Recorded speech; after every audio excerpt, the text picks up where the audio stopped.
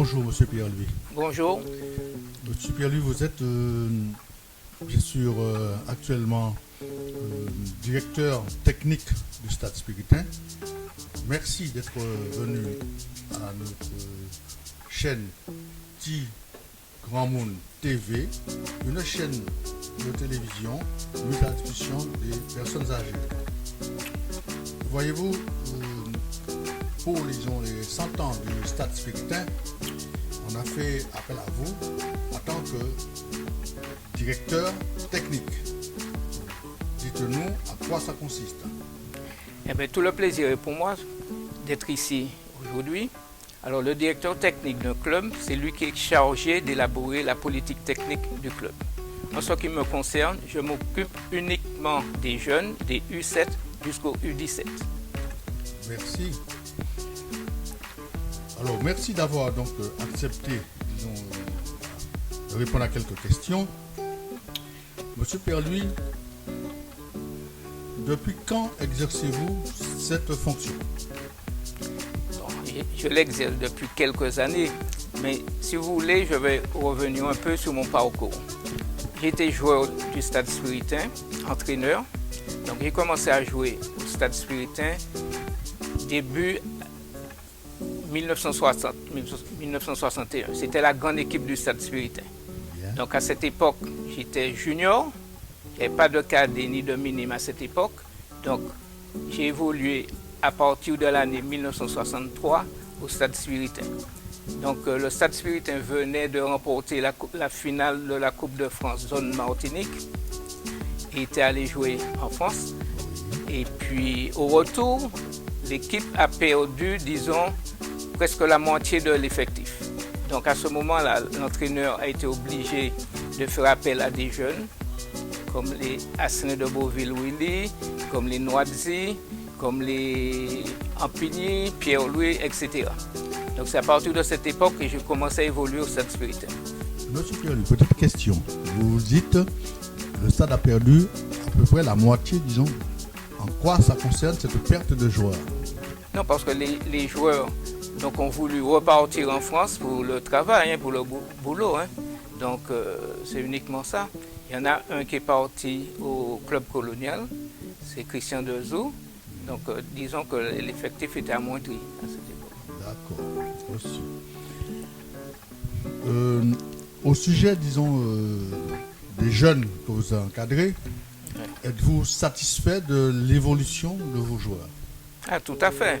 Donc, en tant que directeur technique, ça fait, disons, plus de 10 ans, je suis revenu au Stade Spiritain parce que, entre-temps, j'ai été entraîneur, j'ai entraîné l'Olympique du Marin, l'Aiglon du Lamentin, l'Excelsior, et c'est le président Bonheur, Bertrand Bonheur, qui m'a fait revenir au Stade Spiritain, disons, au début des années 2000.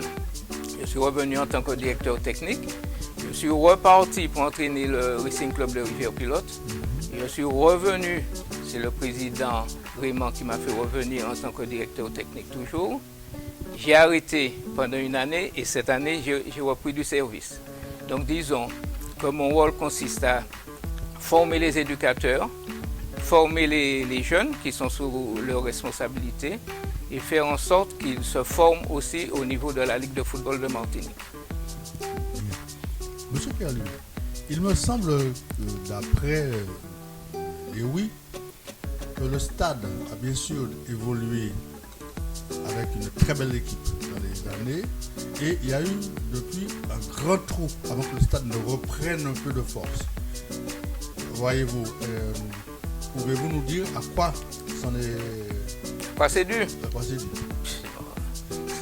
Disons que bon, le Stade Spiritain a connu ses heures de gloire dans les années 60. Vainqueur de la zone Martinique Coupe de France, je vous ai dit, champion de Martinique, vainqueur de la Coupe Théolade, c'est une compétition qui opposait le champion au vainqueur de la Coupe de Martinique. Champion des Antilles françaises, donc le Stade Spiritain a été champion en 1932, 1960, 61 et vainqueur de la Coupe de France, comme je vous le disais auparavant, la zone Martinique.